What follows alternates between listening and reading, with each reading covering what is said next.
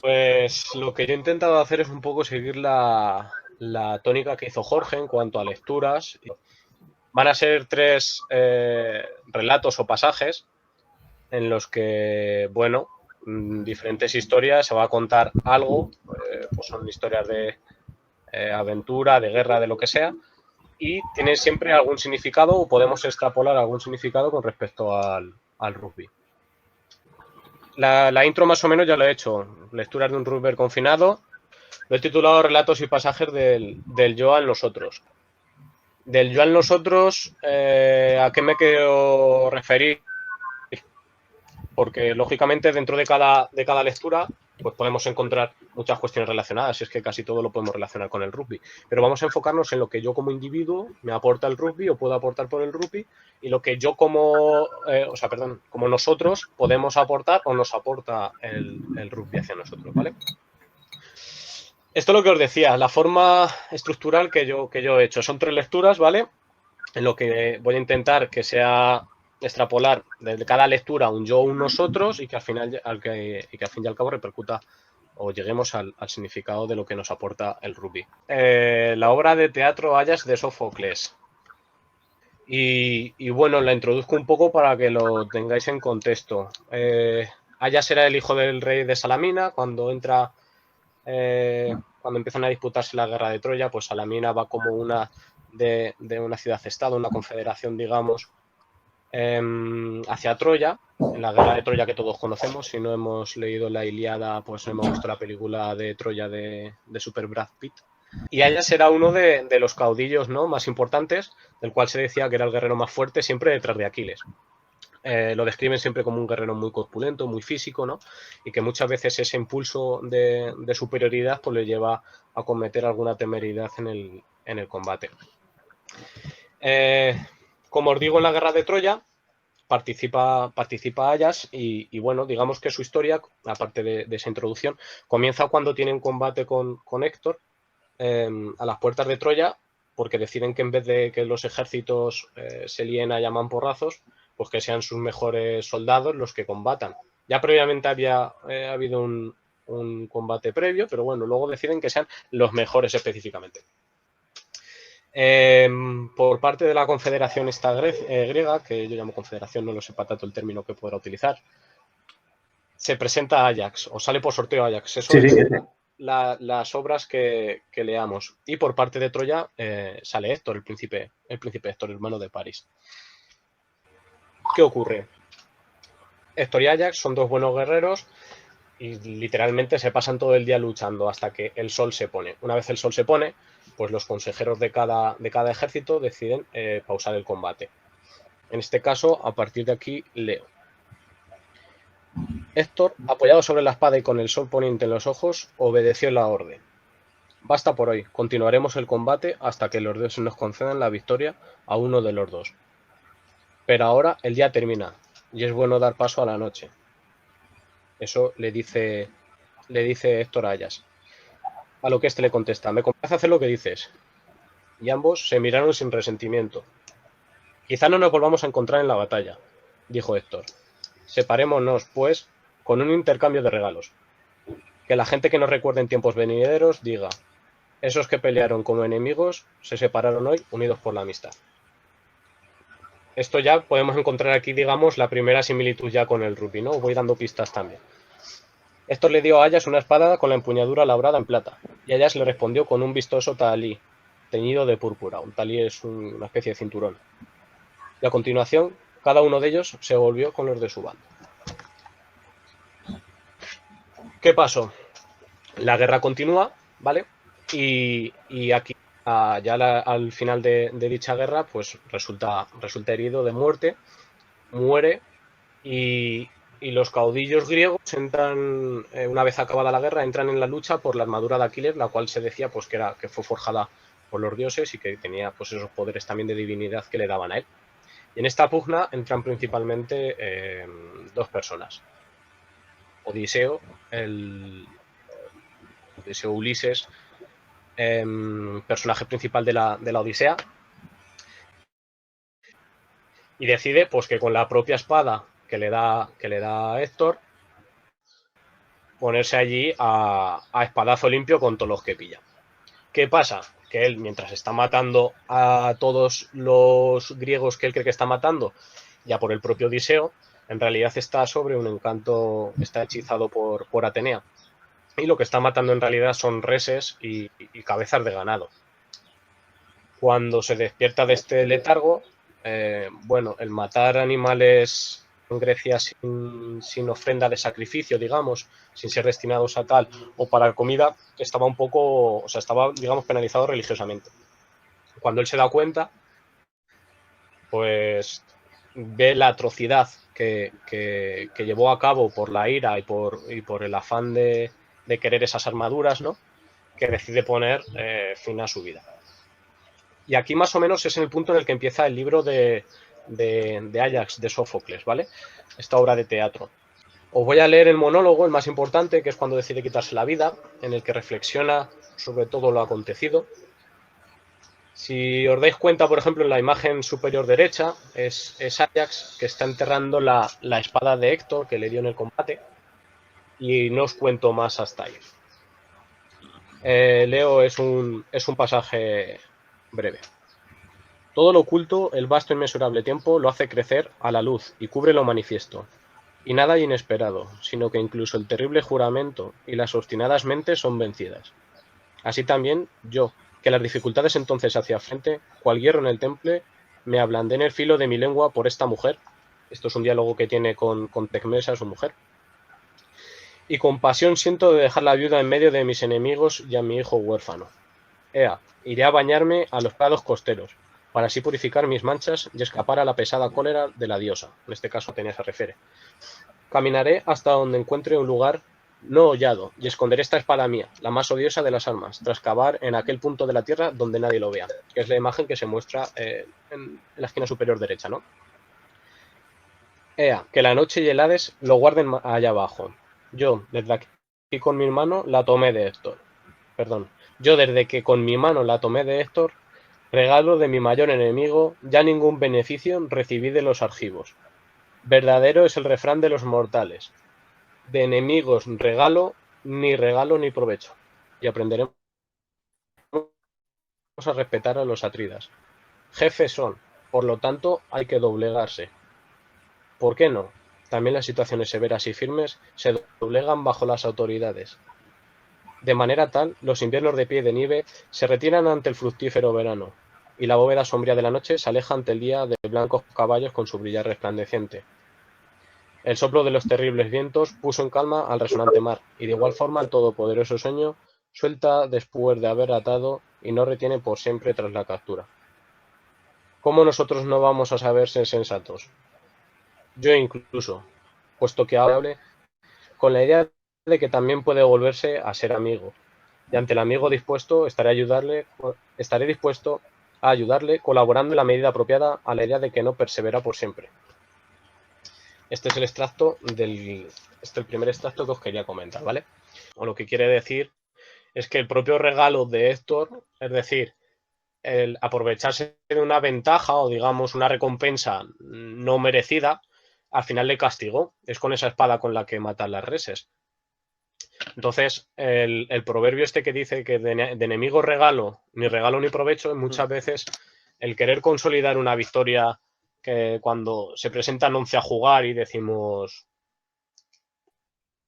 pues no jugamos o lo que sea, ¿no? Que nos den los puntos o pues, al final el hecho de querer jugarlo, ¿no? Con respecto a los atridas, que hasta el guerrero más fuerte de la Confederación griega se reconoce que se tiene que doblegar ante la autoridad, que muchas veces eso nos cuesta en el campo, a mí posiblemente el primero, pero tenemos a un colegiado en este caso, que es el que dirige el encuentro, es la responsabilidad, y en ese momento es la ley, y tenemos que saber cumplir con ello, nos guste o no. Entonces, yo, por ejemplo, he extraído esas conclusiones. Yo, Siempre volviendo hay que ganar. volviendo al tema de este de ni regalo, no, volviendo al tema este de ni regalo ni provecho, sobre todo me parece interesante lo de provecho, lo de que cuando te regalan algo probablemente le saques menos provecho. lo que hablábamos antes, de que probablemente en un partido fácil se aprenda bastante menos que en un partido complicado, que cuando te tensan las cosas, cuando te llevan al límite, es cuando tú sacas lo mejor de ti mismo. Por ejemplo. Es lo que he visto un poco, lo de ni regalo ni provecho. No siempre es así, pero hay veces Hay veces que que hay sí. que saber aprovecharse de las circunstancias, Claro. pero otras veces al final es una, digamos, una sucesión de acontecimientos que te llevan pues a algo nefasto. A mí lo que me gusta es el que después de todo el día batallando, Batallando. hasta que no se puede más, los dos se levantan y vámonos a dormir y mañana seguimos. Totalmente. Vale. Este es el siguiente relato que este sí que lo tengo algo más reciente. Me leí el libro hace menos tiempo. Es Into the Wild o Hacia Rutas Salvajes. Es un libro basado en hechos reales, digamos. Es un periodista que entrevista a la hermana de un chico que desapareció, ¿no? Este de aquí es Christopher McCandless, ¿no?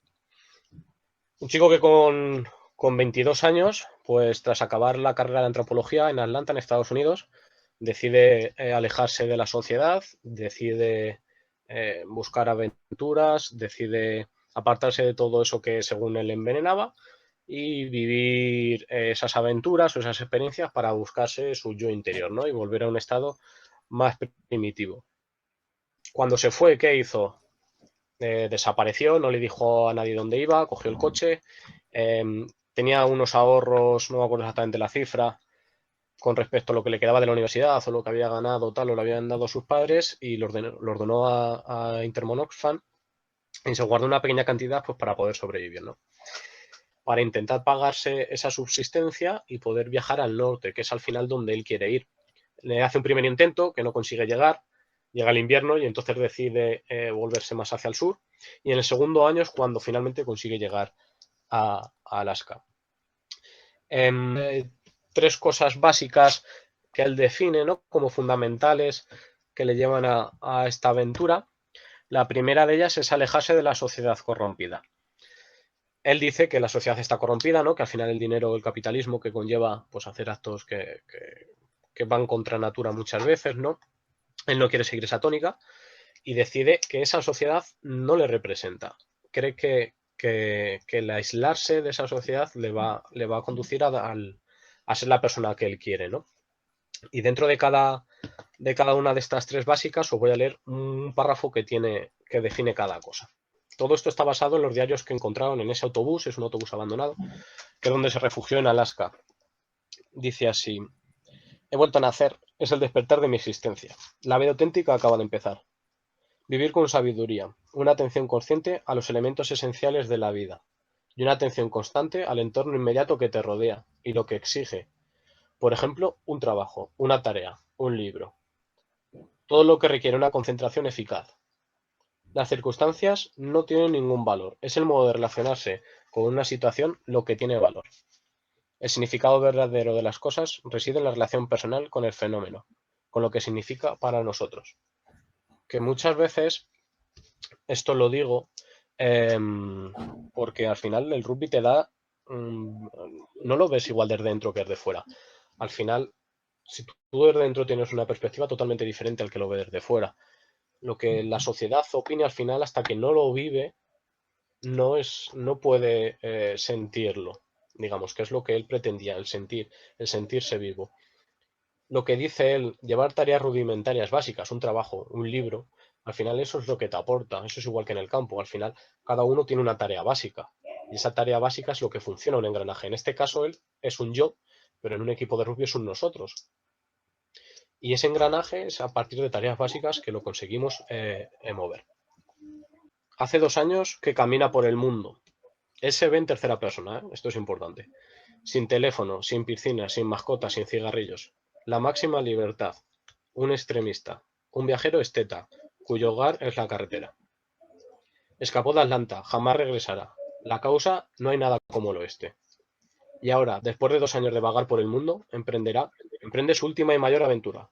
La batalla decisiva para destruir su falso yo interior y culminar victoriosamente su revolución espiritual. 10 días y 10 noches subiendo a trenes de carga y haciendo autostop lo han llevado al magnífico e indómito norte.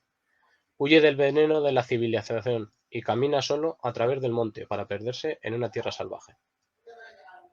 ¿Por qué se ve en tercera persona muchas veces? Aunque no tenga mucho que ver con el rugby. O sea, se ve en tercera persona porque él cree que desde que nació ya está corrompido. Entonces se reinventa a sí mismo, se cambia el nombre, de hecho.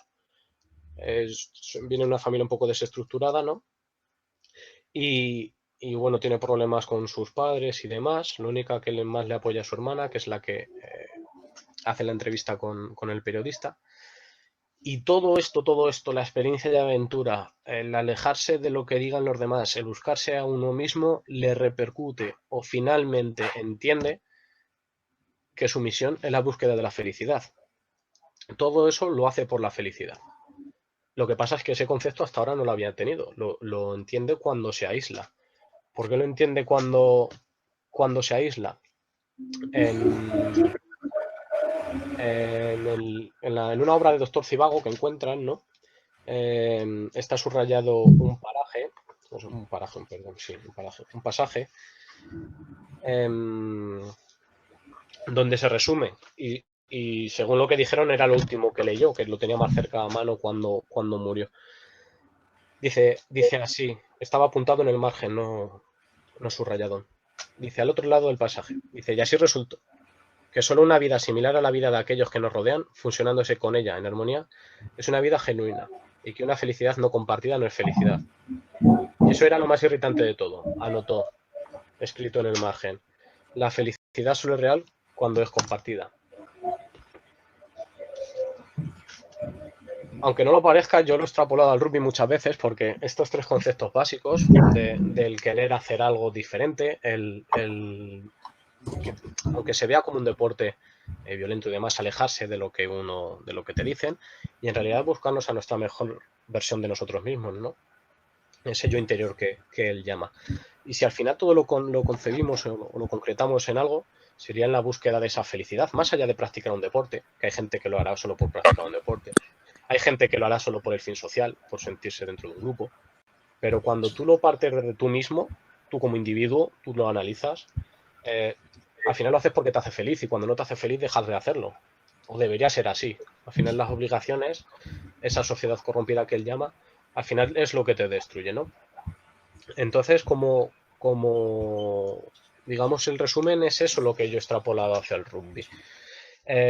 Lo que decía también, el sentirse útil, ¿no? Muchas veces decimos que hay gente de otros deportes que a lo mejor no encajaban y que llegan al rugby y encuentran un sitio en el que encajan. Es sentirse útil. Al final reducir todo a lo básico, al querer hacer una acción y poder y estar capacitado para ello, es lo que te hace esa sensación de felicidad. El tercero y último, sí que supongo que alguno lo habré leído, espero, porque es el factor humano. El factor humano es Sí. la obra literaria en la que está basada la película de Invictus, que todos hemos visto, esa seguro que sí. Se centra principalmente en la vida de Mandela, ¿no? En la relación con el rugby, con la Copa de 1995. El libro es súper interesante, cuenta temas de política, deportes, temas raciales y demás, pero me he centrado en un capítulo que a lo mejor sí que pasa más desapercibido y bueno, creo que es de los más importantes del libro o que a nosotros nos puede venir mejor como rugby, ¿no? Serenata Springbok. ¿En quién sobre todo me voy a centrar? En este personaje, ¿vale? Él es Morné Duplessis. Fue jugador de los Springboks, de hecho llegó a ser capitán en los años 70. Se oyen aplausos. Sí. Fue jugador de los Springboks, llegó a ser capitán, jugaba de número 8. Me interesaba que estuviese Guille, digo, pues para aquí tener un referente y demás. Y bueno, fue uno de los artífices, ¿no? de que la Sudáfrica negra consiguiese apoyar a los Springboks. Junto a Edward Griffiths, que es el segundo nombre que aparece ahí, ¿no? Que fue el creador, era un periodista, que fue el creador del eslogan de un equipo, un país, ¿no? Que eso sí que aparece más en la peli. Fueron, como digo, los artífices de que consiguiesen ese hito. Morné Duplessis, aparte de conseguir esto, bueno, se dedicaba sobre todo a logística, ¿no? Y llevar cosas de un sitio a otro, un ayudante técnico, digamos, ¿no? Y bueno, dándole vueltas, él intentó conseguir ese apoyo de la Sudáfrica negra. Y dijo, cómo podemos conseguir eso? Y aprovechó la circunstancia del cambio de himno, ¿no? Al Nkosi Sikelele África, el Dios bendiga África. Entonces se planteó que el comportamiento del equipo tenía que convencer al país en general, no solo a la minoría africana, no solo a los blancos que vivían en África, que bueno, no llegaban ni a un 10% de la población total del país. ¿Qué pasaba? Que el Nkosi Sikelele África está en un dialecto, está en Xhosa, no está en inglés, no está en afrikaner, y solo 2 jugadores lo conocían. Entonces, pues propone que los jugadores aprendan el Xhosa y contrata a una chica, Anne Munich, que era profesora traductora de Xhosa e intérprete, pues para que les enseñase a los jugadores, ¿no? Y entonces el capítulo relata esa aventura, ¿no? Lo que sufre esta chica, que llega allí a las clases de canto para 26 jugadores de 1,95 de media y 100 kilos, en el que todos eran blancos menos uno y bueno, que de hecho dice que directamente los encajó, ¿no? En un perfil como de extrema derecha, ¿no? Porque claro, todos así grandes, están no sé qué, blancos. Entonces parecía que iba a ser una tarea imposible. Y aquí es donde viene el análisis en realidad. Porque el capítulo se desengrana en jugadores, ¿no? Habla de todos, pero habla de muchos jugadores, y en cómo afrontan el aprenderse ese himno. Dice, Weiss y Swart eran muy buenos amigos. No solo eran ambos delanteros, unidos entre sí de forma casi diametral durante los frenéticos amontonamientos humanos que el rugby dignifica con nombres como Rack, Moll y Mele, sino que cantaban juntos en un coro desde hacía años. Entonces, los demás jugadores como que se chocan, ¿no? Como que dicen, este tío es delantero, dice, pues no lo sabía. Lógicamente era lo último que me podía esperar de él, ¿no? Entonces, se van viendo ya esas pequeñas diferencias, ¿no? Esas pequeñas introspecciones que vamos descubriendo de los demás con solo a veces escuchar o con solo hacer algo diferente. Luego habla de James Small, se centra mucho en este personaje, en este jugador, que fue proscrito de una gira que hicieron por Gran Bretaña los Springboks un año o dos atrás, por una pelea en un bar. Era, digamos, un chico un poco conflictivo, ¿no? Y bueno, dice que al final cuando empezó a escuchar el himno, ¿no? Que le emocionaba, ¿no? Que ver todos unidos cantando una canción y demás. Pero lo que resultaba en realidad es que más allá de ver a su equipo unido y que quería que él sí que creía que era posible, ¿no? Hizo un análisis interno, ¿no? Que os leo a continuación, por lo que él en realidad se emocionó. Dice, pero había otro motivo por el que se emocionó, tanto cuando empezó a cantar el viejo himno negro. Él sabía lo que significaba vivir marginado. El apartheid también existía en el rugby, entre los blancos. Y dice él, sé lo que se está en la parte perdedora. Yo era un inglés que practicaba un deporte de holandeses. Cuando empecé a nivel provincial, los jugadores africanos me hacían muchas faenas. Dice, tanto mi equipo como los rivales me hacían sentir que no eran bienvenido. Algunos jugadores de mi propio equipo trataban de que seleccionaran a sus compañeros africanos antes que a mí. Me hacían el vacío y recibí muchas palizas. Cuando me seleccionaron para los Springboks, al principio, me hicieron tanto daño que mi padre quiso denunciarlo a la policía. Lo que querían dejar claro es que este era un deporte de afrikaner y no había sitio para un inglés. El inglés era el intruso. Pero usé todo eso como estímulo y al final me salí con la mía. Me convertí en un Springbok. Toda aquella experiencia me enseñó a valorar al de fuera, a simpatizar con quienes no habían tenido en mi país las oportunidades que yo había tenido. Ya podemos ir sacando cosas con respecto al rugby, ¿no? Tenemos a los dos primeros delanteros, ¿no? Conocer a los demás al final te lleva a decir, leche, pues es que él puede hacerlo, lo único que a lo mejor no se le ha dado la oportunidad, en este caso el canto. Con el caso de Small, vemos que él había tenido dificultades también, que a pesar de ser blanco, había tenido racismo por ser inglés. Bueno, habla ya un poco de Morné Duplessis, ¿no? Que él también había tenido, el protagonista del capítulo, pues que incluso llegó en el 94 al ver la situación de Mandela y demás, que incluso ya había comprado un arma para poder defenderse. Luego nos habla un poco de Chester Williams, que es que todos conocemos, ¿no? El jugador negro que tenía el equipo sudafricano, que todos lo conocemos, ¿no? Que lógicamente pues había tenido temas de racismo cercanos. Él era mestizo, es decir, uno de sus padres era de piel blanca y él sí que había nacido, digamos, en un seno cómodo, familiar. Pero dice que al principio, incluso dentro de los propios Springbok, ¿no? Como que les había costado que le aceptasen, que les llevó tiempo, sobre todo que ese proceso culminó con el Mundial de 1995, pero que al principio no fue una tarea fácil. Luego pasa a hablarnos de Joel Stransky, que pues principal jugador en la final del Mundial, ¿no? Con los golpes de castigo y los drops. Era la apertura sudafricano y pues lógicamente el que tenía las papeletas difíciles para ese día. Las finales, al final eso del dicho de que se juegan, que no, en las finales se ganan. En las finales vas a ganar, no vas a jugar, ¿no? John Stransky dice cuando ve el tema este del canto y demás, dice, yo soy una de esas personas que odian cantar. Es casi una fobia. Y él mismo se sorprende, ¿no? Dice, todos sabíamos el contenido político de aquella canción, ya habíamos oído hablar mucho de ella, y de pronto allí estaba, aprendiendo la letra, y era algo verdaderamente especial. Era un tema similar como con respecto a los delanteros, ¿no? Que no le gusta cantar, pero cuando descubre, por ejemplo, el significado político que tiene la canción, pues, oye, es algo especial, vamos para adelante. Luego habla también Jenny Leroux, era otro línea, ¿no? Que, bueno, inicialmente no tenía una convicción política muy grande, como la mayoría de los jugadores, a pesar de las apariencias, ¿no? A pesar de lo que dice Ana Múnich, no tenía.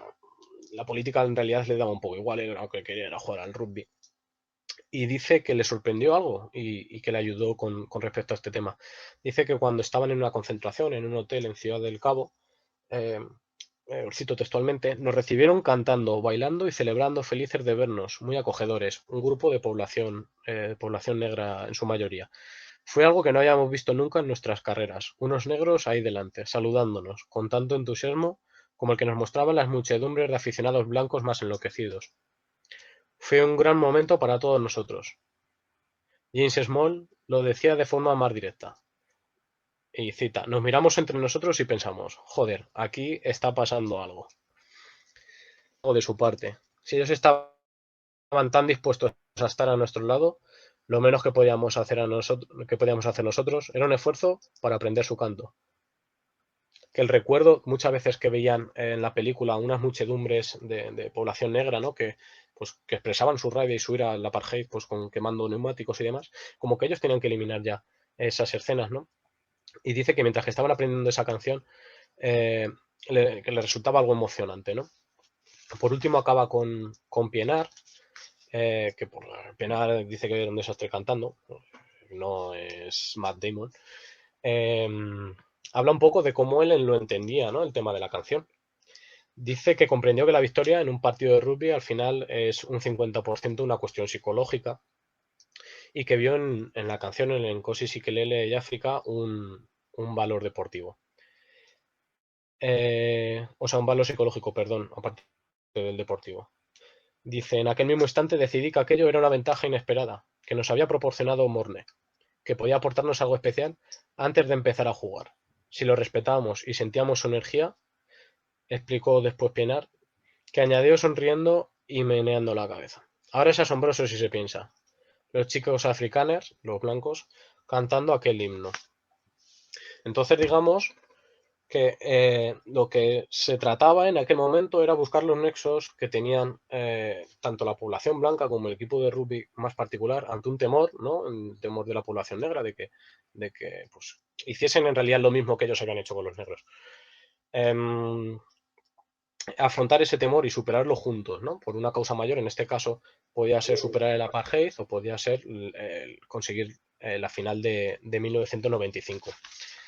Y por último, ya acabando, con respecto a este capítulo, acaba aquí, pero la historia continúa lógicamente. Y hay un texto de prensa, ¿no? Del día antes de la final. Y que el titular del periódico, en este caso, ponía viva los Bucks, ¿no? Los Springboks. Viva.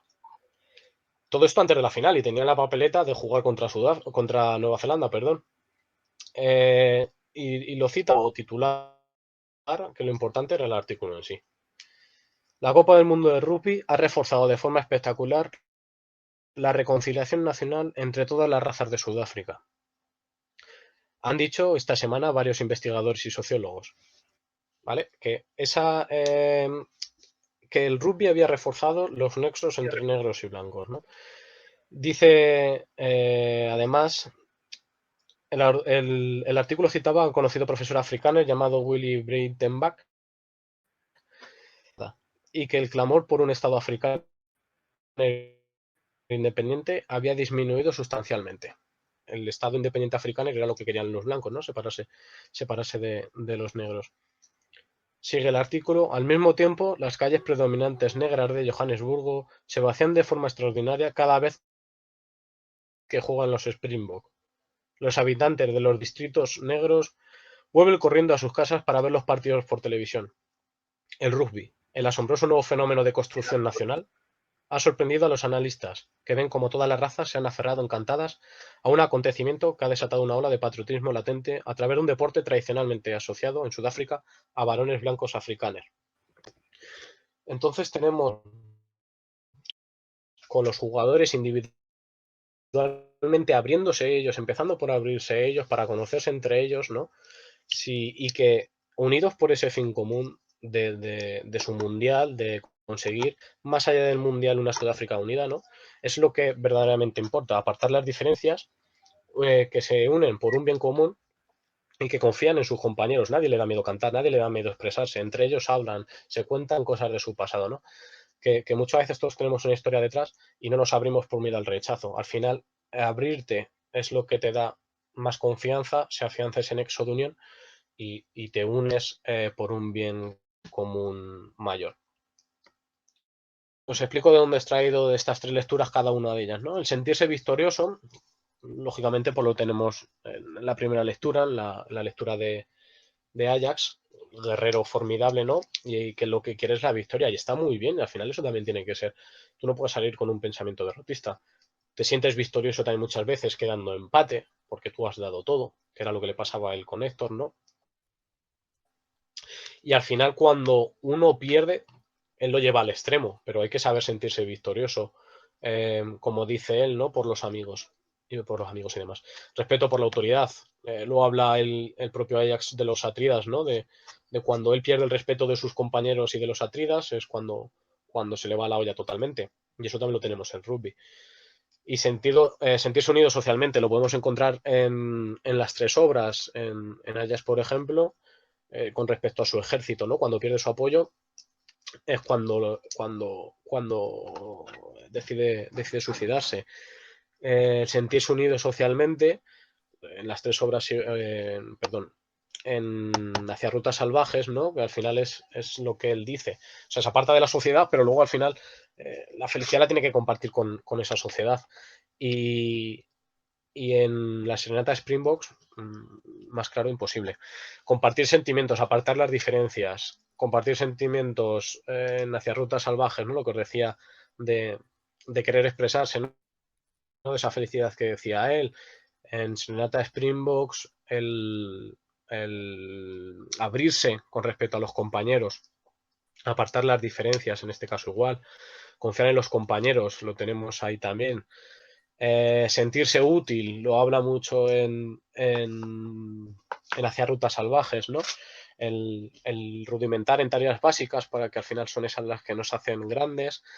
El Najax, el ser el guerrero, ¿no? El principal guerrero, el más fuerte, el querer ganar. Y en el factor humano, en el libro sobre Mandela, el sentirse útil dentro del campo, eso más rugby no puede ser. Unidos por el bien común. Lo tenemos sobre todo en el último relato, ¿no? Al final esa unión entre todos los jugadores, aparcando sus diferencias, abriéndose entre ellos para conseguir ese objetivo máximo, que era el apoyo de la Sudáfrica negra en el Mundial, ¿no? Y convertirse en un equipo para toda Sudáfrica. Y sobre todo la auténtica felicidad. Estos 3 relatos al final hablan de la felicidad del guerrero por ganar, de la felicidad de que uno encuentra, ¿no? Cuando de verdad la busca, y la felicidad, ¿no? Que te da al final formar parte de un equipo de rugby y encima tener todo ese apoyo detrás, ¿no? Por eso, this is rugby. Y con esto ya acabo. No sé si me escuchará, pero ese sonido es porque suenan aplausos. Y aquí acaba la exposición de libros. Gracias.